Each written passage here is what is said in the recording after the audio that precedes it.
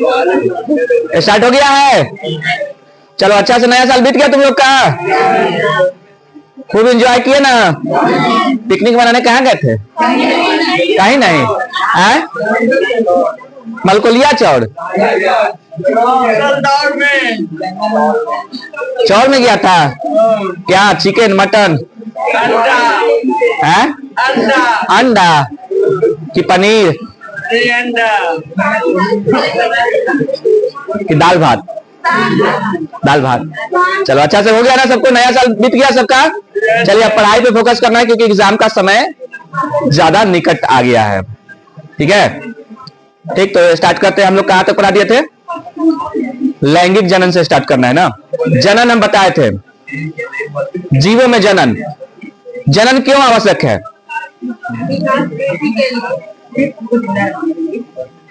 जनन क्यों आवश्यक है? एनीबॉडी कोई बताएगा?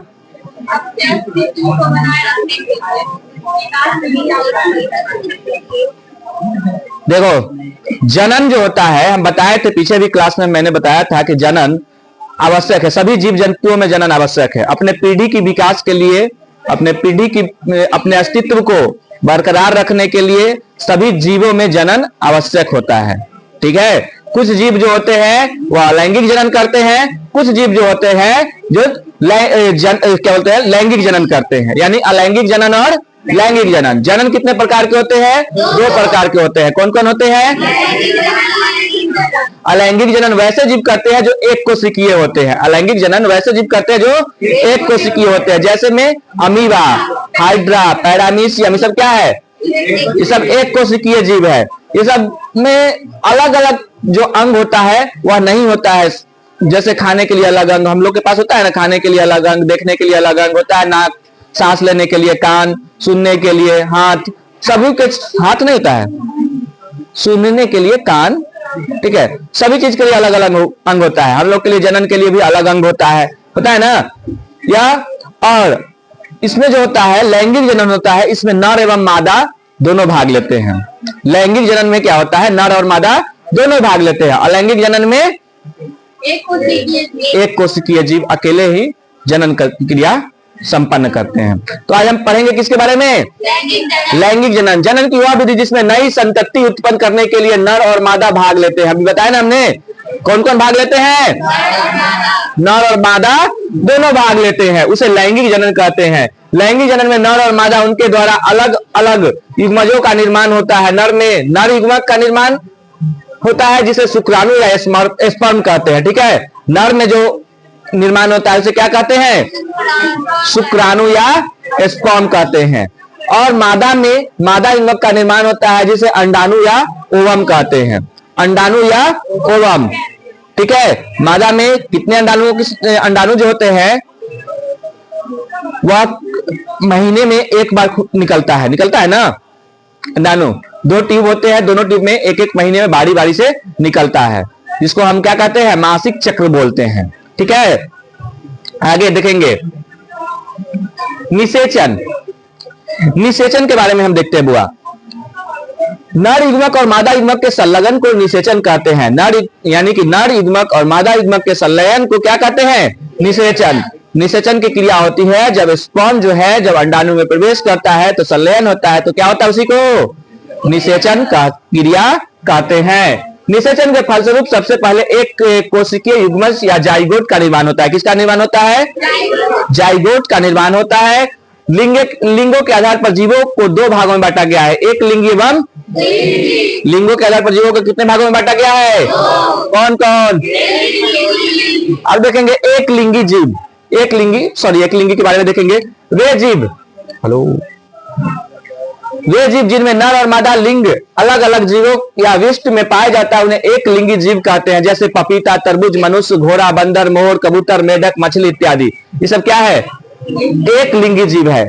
ठीक है, इस सब में यानी कि जो होता है इसमें क्या होता है? एक अपना अपना सबका जनन अंग होता है। ठीक है, अब द्विलिंगी वे जीव जिसमें नर और मादा लिंग एक ही विष्ट में पाया जाता है। यानी कि इसमें जो होता है, अब जैसे मनुष्य में देखो नर और मादा होता है, एक लिंगी है ना, नर अलग होता है, मादा अलग होता है, ठीक है, मादा दोनों अलग, मादा अलग होती है, नर अलग होता है।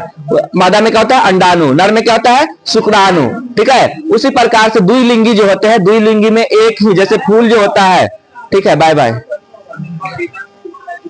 पपीता भी होता है, द्विलिंगी होता है। जैसे देखोगे क्या, कोई कोई पपीता जो होता है ना, देखोगे क्या अति निकल जाता है, फूल भंगा निकल जाता है, देखता है, उसमें फल नहीं आता है, ठीक।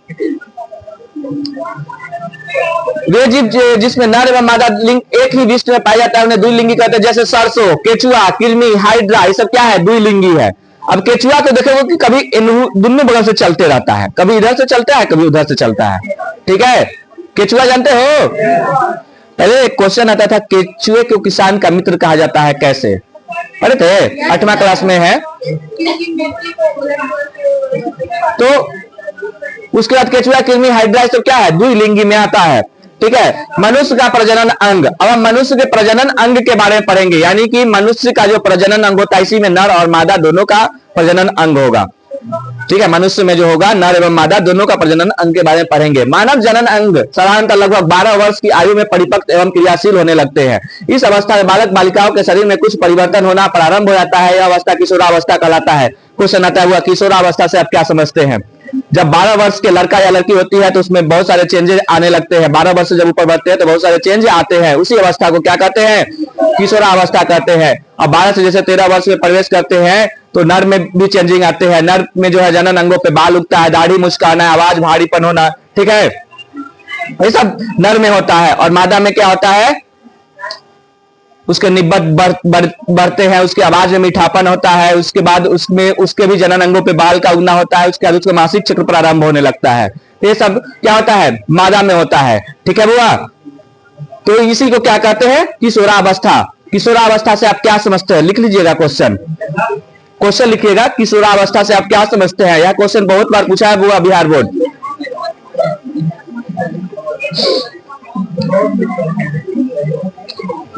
लिखेंगे जल्दी से, किशोरावस्था से आप क्या समझते हैं।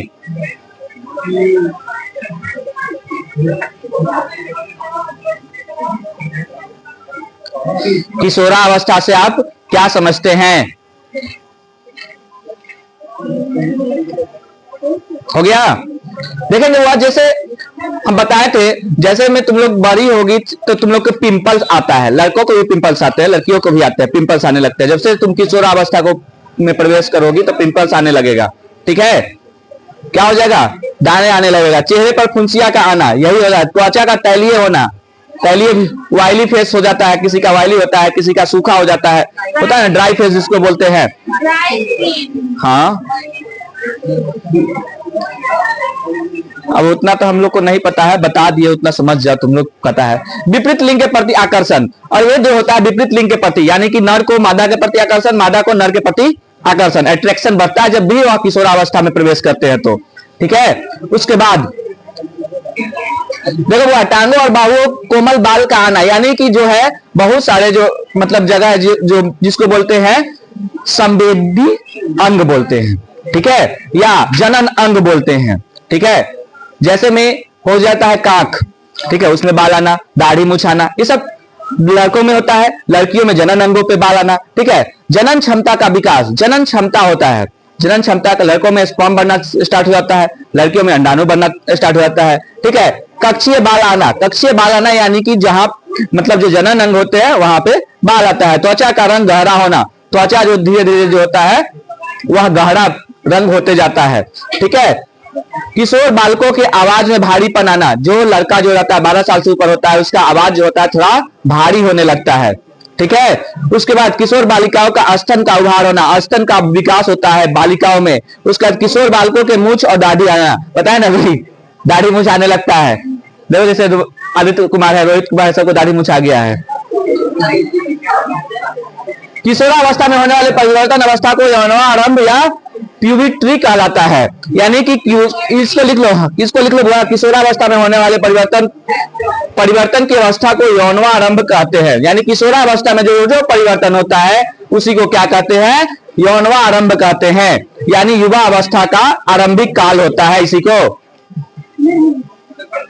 घर से तो पॉइंट लिखा रहे थे भैया।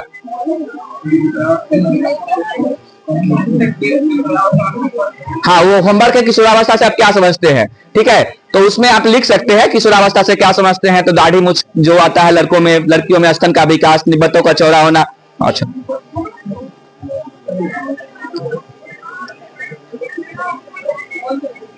इस प्रकार से इसको लिख सकते हैं, ठीक है।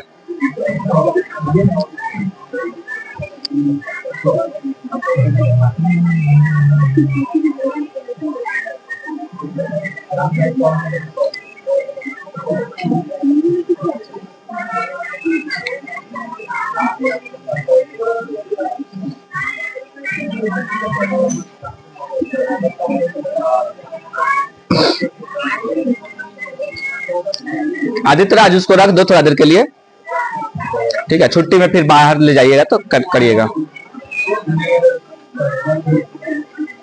और आप लोग लाइक करिए जाकर चैनल पे, आप लोग लाइक नहीं करते हैं, ठीक है।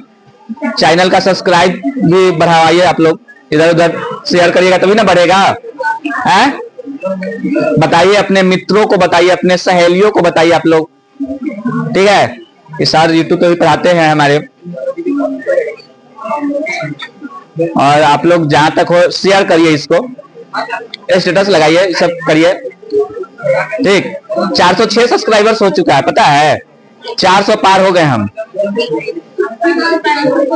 अब की बार हम लोग 400 पार कर चुके हैं ना। तो आप लोग से उम्मीद है कि आप लोग इसको और भी जब तक है तब तक 500 पार पहुंचा दीजिएगा, 500 पार करवा दीजिएगा, आप लोगों से उम्मीद है हमको, ठीक।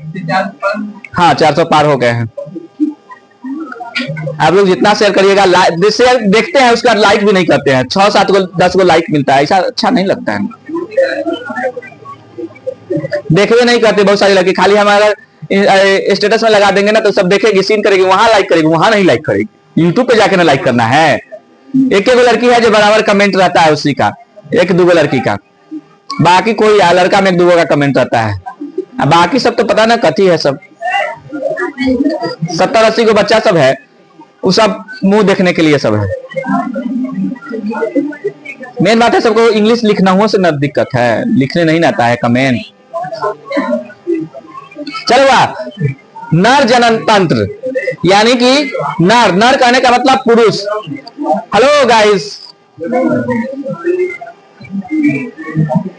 शांत रहिए ना। ओ आदित्यनाथ, शांत रहिए, ठीक है। नर जनन तंत्र के बारे में पढ़ना है। नर यानी कि पुरुष का जो जनन तंत्र होता है, जनन अंग होता है, उसी में सब आता है, ठीक है। जनन कोशिका उत्पादित करने वाले अंग एवं जनन कोशिका को निषेचित करने के स्थान तक पहुंचाने वाले अंग को संयुक्त रूप से नर जनन तंत्र कहलाता है। क्या कहलाता है बुआ? नर जनन तंत्र कहलाता है। अब देखेंगे, यही है नर जनन तंत्र का चित्र है। देखिए आप लोग देख रहे हैं, देखिए यहां से जो निकलता है इसी को शुक्राशय बोलते हैं। यहाँ पे क्या रहता है? शुक्राशय। शुक्राशय से क्या तैयार होता है? स्पर्म। शुक्रवाहिनी नलिका। अच्छा, पुरुषों में जो नसबंदी होता है उसको क्या कहते हैं? वैक्सोटोनी कहते हैं, ठीक है। स्त्रियों में जो होता है उसको टिवकटोनी होते हैं, ठीक है। देखो वृषण कोष हो गया, एक जोड़ा वृषण कोष होता है, वहां से क्या तैयार होता है? वहीं से जो स्पर्म के तैयार होता है वहीं से वो तैयार होता है, यही होता है। इसी को कहते हैं वृषण, इसी को बोलते हैं शुक्रवाहिनी नलिका, यानी इसी से शुक्रवाणु निकलता है बाहर। यहाँ पे देखो, यह जो थैला टाइप में है, ये जो है यह क्या है? मूत्राशय है। इसी में जो है पेशाब जमा रहता है, ठीक है। इसी को बोलते हैं, इसी को नीचे बोलते हैं प्रोस्टेट ग्रंथि, ठीक है। इसके बोलते हैं शीशन बोलते हैं, और मूत्र मार्ग। इसी द्वारा जो है स्पर्म भी निकलता है, इसी द्वारा क्या निकलता है? मूत्र भी निकलता है, ठीक है।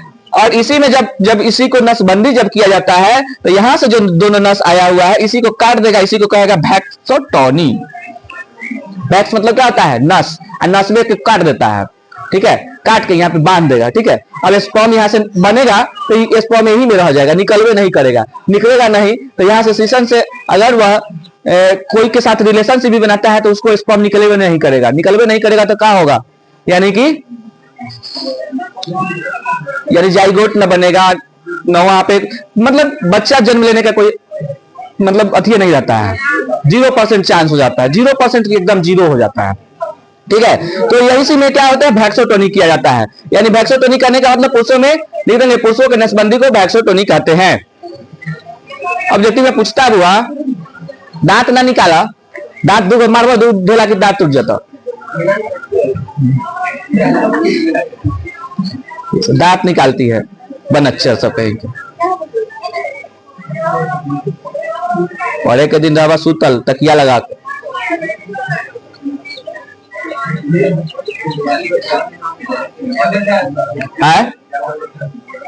बोले थे पुरुषों में जो नसबंदी होती है उसको वैक्सोटोनी कहते हैं।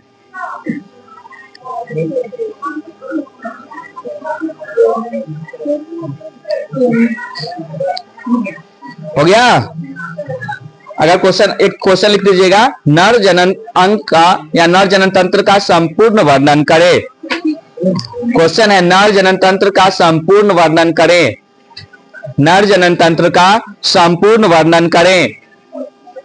बहुत अच्छा से लिखना रे, नर जनन तंत्र का संपूर्ण वर्णन करें। हाँ HW में रहता है ये सब। चलिए वह देखेंगे नर जनन अंग। नर जनन अंग देखो, नर के शरीर का वह भाग जो जनन क्रिया में भाग लेता है नर जनन अंग कहलाता है। यानी कि जो भाग रहता है वह क्या कहलाता है, नर जनन अंग कहलाता है। विषण, इसकी संख्या 2 होती है। हम बताए थे ना विषण की संख्या क्या होती है, 2 यानी 1 जोड़ा। ठीक है। यह शरीर के बाहर होता है। इसका मुख्य कार्य शुक्राणु तथा टेस्टोस्टेरोन का निर्माण करना, यानी कि यही शुक्राणु का निर्माण करता है। और टेस्टोस्टेरोन यानी कि यहीं से जो शुक्राणु जो बनता है, तैयार होकर जाता है नली के माध्यम से। देखो यहीं पे जो शुक्राणु है यहीं पे तैयार होता है और इसी नली के माध्यम से शुक्राणु ऊपर जाता है और फिर जो है ऊपर से यहां तक आता है। और यहीं पे जब नसवा काट देता है तो क्या हो जाता है, वैक्सोटोनी। ठीक है। इसका मुख्य कार्य शुक्राणु और टेस्टोस्टेरोन का निर्माण करना। शुक्रवाहिका, यह पतला नस होता है जिसके माध्यम से शुक्राणु शीशन तक पहुंचता है। यानी कि यह पतला नस होता है जिसके माध्यम से शुक्राणु जो होता है कहां तक पहुंचता है, शीशन तक पहुंचता है। ठीक है। अब है मादा जनन तंत्र। मादा जनन तंत्र देख लिए बुआ, मादा जनन तंत्र यही है। ठीक है। मादा जनन तंत्र के बारे में, नर जनन तंत्र के बारे में जान गए। मादा जनन तंत्र, मादा में जो नसबंदी होता है इसको क्या कहते हैं, टिवक्टोनी। यानी दोनों ट्यूब को भी काट दिया जाता है, काट के यहां से बांध दिया जाता है। ठीक है। ये जो यहाँ पे दिख रहा है दोनों साइड में, यहां से दोनों को काट के बांध देता है। ठीक है। यानी कि इसके बाहर, इसके आगे स्पर्म, अगर स्पर्म भी जाता है तो इसके आगे जावे नहीं करेगा। इसके आगे नहीं जाएगा स्पर्म तो क्या होगा, निषेचित होवे नहीं करेगा। निषेचित होगा नहीं तो कोई मादा जो है प्रेग्नेंट होगी ही नहीं। ठीक है। इसी के लिए इसमें क्या किया जाता है, टिवक्टोनी किया जाता है। क्या किया जाता है, टिवक्टोनी किया जाता है, नसबंदी जिसको बोलते हैं। देखो बुआ, यहीं पे जो है ये अंडवाहिनी का है। ठीक है। इसी को, इसके आगे जो होता है इसी को बोलते हैं फैलोपियन ट्यूब। फैलोपियन ट्यूब उसी को बोलते हैं अंडाशय। यहीं से अंडा तैयार होता है जो प्रत्येक महीना में उसको मासिक चक्र के द्वारा, जब वह अंडा खराब होता है तो वह मासिक चक्र के द्वारा वह ब्लड के रूप में बाहर निकलता है। ठीक है। यह हो गया गर्भाशय। यहीं से जो है गर्भाशय धारण की स्थिति होती है, ग्रीवा जिसको बोलते हैं। इसका यहाँ पे योनि हो गया। मादा, मानव का मादा जनन तंत्र है, इसी को बोलते हैं। ठीक है। क्वेश्चन लिखेंगे, मादा जनन तंत्र का सचित्र वर्णन करें। मादा जनन तंत्र का सचित्र वर्णन करें।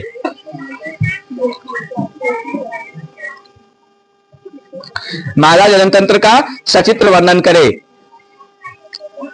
मादा जनन तंत्र का सचित्र वर्णन करें। देखेंगे वो यहाँ पे देखिए, यह जो होता है अंडाशय भी, इसमें जो होते हैं अंडाशय यानी जो फीमेल होती है, जो महिलाएं होती हैं उनमें एक जोड़ा अंडाशय होती है, यानी 2 ठो अंडाशय होता है प्रत्येक महीना में। अगर मान लो कि अगर जनवरी माह में अगर किसी को पीरियड जिसको बोलते हैं, अगर मासिक चक्र आता है तो अगर इससे आता है तो फिर फरवरी में इससे निकलता है। दोनों अंडा प्रत्येक माह में एक एक अंडाणु का निर्माण करता है और वही अंडाणु जब खराब हो जाता है तो क्या चीज होता है, मासिक चक्र के रूप में निकलता है। दोनों एक साथ नहीं निकल पाता है। हमने बताया था, जुड़वा बच्चा वाला भी कहानी बताए थे ना आगे। हाँ सर,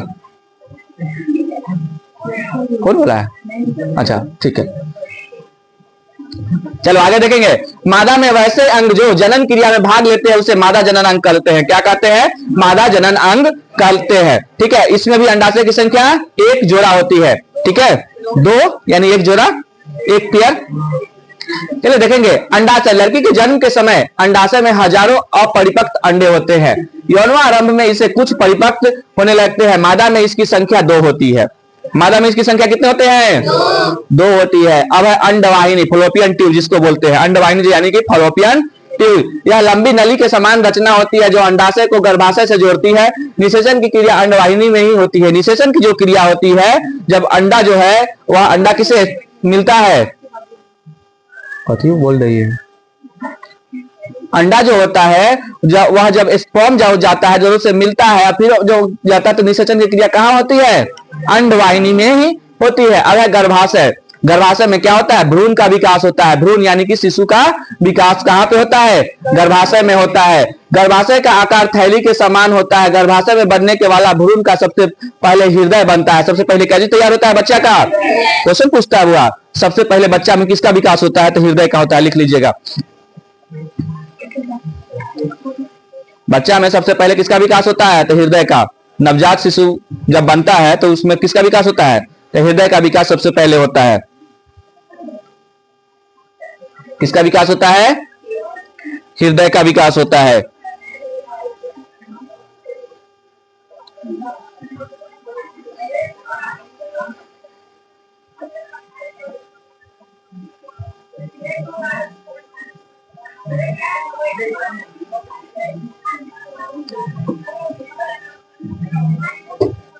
हो गया बुआ? चलिए आगे देखेंगे। गर्भाशय के अंदर भ्रूण इमियोटिक सैक नामक झिल्ली से ढका होता है। भ्रूण का भोजन गर्भनाल प्लेसेंटा द्वारा मिलता है। अब है जनन स्वास्थ्य। जनन स्वास्थ्य कैसे हम लोग रह सकते हैं? अभी देखे और सुने होंगे कि पटना में पूरा HIV पूरा फैल गया हुआ है, फैला हुआ है ना पटना में। उसके बाद क्या दरभंगा साइड में ना, मधुबनी दरभंगा इस समय बहुत ज्यादा HIV फैला। यौन स्वास्थ्य यानी कि जो जनन स्वास्थ्य, यौन स्वास्थ्य क्या होता है उसके बारे में हम लोग जानेंगे। ठीक है, HIV किसके कारण होता है? एड्स होता है। ठीक है, HIV वायरस के कारण होता है। HIV वायरस का नाम होता है। ठीक है, एड्स बीमारी होता है, बीमारी का नाम है, और HIV वायरस का नाम होता है। ठीक है, तो असुरक्षित यौन संबंध से बहुत सारी बीमारियां उत्पन्न होती है। असुरक्षित यौन संबंध, ठीक है, यौन संबंध बनाने के समय असुरक्षित यानी सुरक्षा का कोई उपयोग अगर नहीं करेंगे तो वह क्या हो गया? असुरक्षित हो गया। अतः हमें जनन स्वास्थ्य और जनन संबंधी बीमारियां के बारे में अवश्य जागरूक होना चाहिए। सभी के लिए यह बहुत जरूरी होता है। ठीक है, यह जो है जनन स्वास्थ्य होता है बहुत सभी के लिए जरूरी होता है। अगर हम एक से अधिक पार्टनर के साथ सेक्सुअल रिलेशनशिप में आएंगे तो HIV एड्स होने का खतरा रहता है। ठीक है, आगे देखेंगे हुआ लैंगिक जनन संचरित रोग। लैंगिक जनन संचरित रोग क्या होता है? यौन संबंध से होने वाला संक्रामक रोग को लैंगिक जनन संचरित रोग कहते हैं। यौन संबंध से, ठीक है, बैक्टीरिया जनित रोग जिसमें होगा जाएगा गोगोरिया, सिफिलिस, यूरेथाइटिस तथा सर्वाइसिस इत्यादि। वायरस जनित रोग, वायरस, अभी सर्विकस कैंसर यानी सर्वाइकल कैंसर इसको बहुत ज्यादा प्रचलित में है। सर्वाइकल कैंसर अभी बहुत सारे टीम आए हुए हैं सर्वाइकल कैंसर की, स्कूल जा जाके बहुत सारे बताया जा रहा है सर्वाइकल कैंसर के बारे में। क्यों? क्योंकि आप अपने अगर जनन अंग को साफ स्वच्छ नहीं रखोगे तो सर्वाइकल कैंसर का खतरा हो सकता है।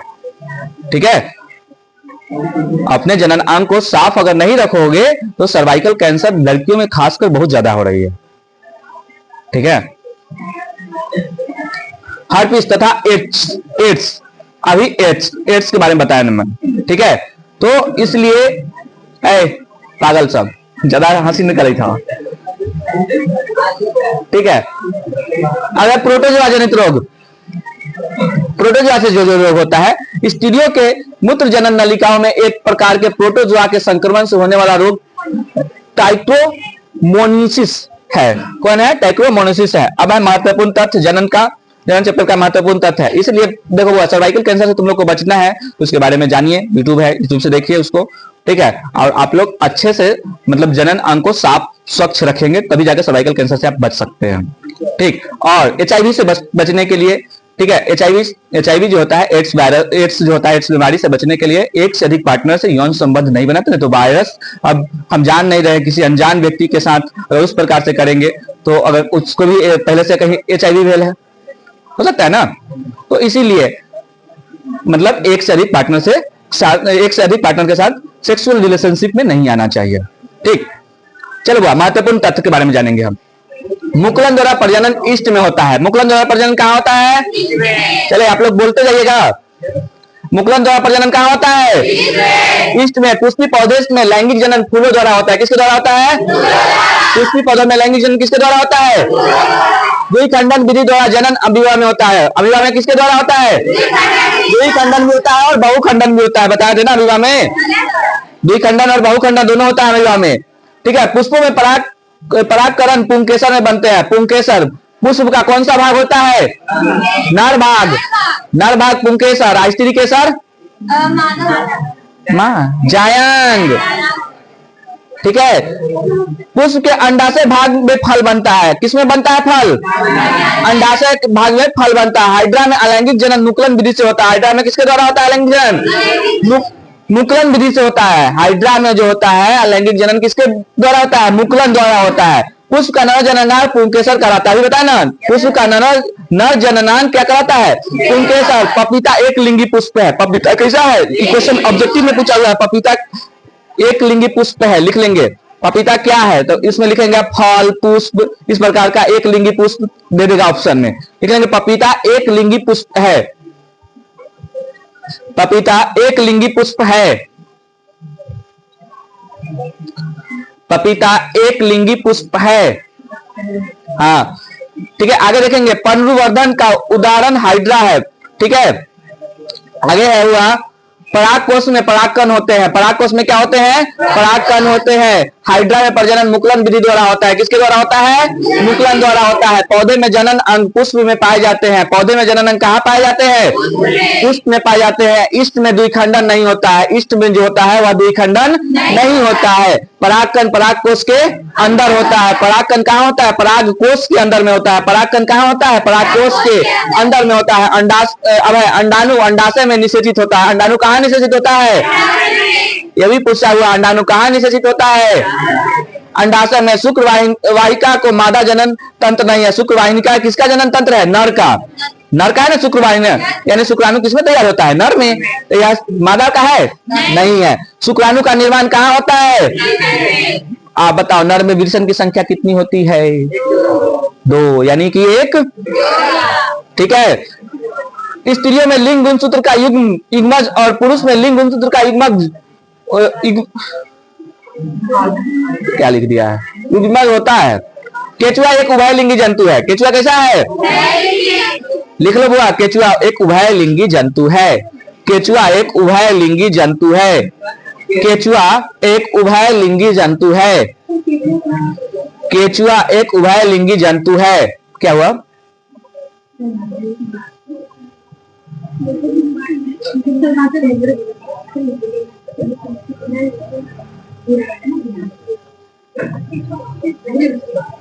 हो गया बुआ? अंडाणु में अंडाशय निषेचित होता है। क्या निषेचित होता है? अंडाशय में निषेचित होता है। हाइड्रा में प्रजनन मुकुलन विधि से होता है। किसके द्वारा होता है? मुकुलन विधि से होता है। अमीबा में अलैंगिक जनन विखंडन विधि से होता है। किसके द्वारा होता है? विखंडन विधि से होता है। सिफिलिस एड्स और गोनोरिया जनन संचरित रोग है। गोनोरिया और सिफिलिस जीवाणु जनित रोग है। जो गोनोरिया और सिफिलिस जो है वह कैसा रोग है? जीवाणु जनित रोग है। मस्सा जीवाणु जनित रोग है। डेंगू उत्पन्न करने वाले मच्छर साफ जल में रहते हैं। ये वाला भी आई है बुआ, लिखा थे ना। डेंगू जो उत्पन्न करता है मच्छर वह कहाँ पे पाया जाता है? साफ पानी में। यह तुम लोग को ऑब्जेक्टिव में पूछा था क्या? टेस्ट में 2 बार पूछा है ना। प्लाज्मोडियम मलेरिया परजीवी रोग है। प्लाज्मोडियम जो होता है वह किसका रोग है? मलेरिया परजीवी का है। आयोडीन की कमी से कौन सा रोग होता है? घेंघा रोग होता है। ठीक है। आज के लिए इतना ही। अच्छा से समझ में आया आप लोग को? ठीक है। थैंक यू, धन्यवाद।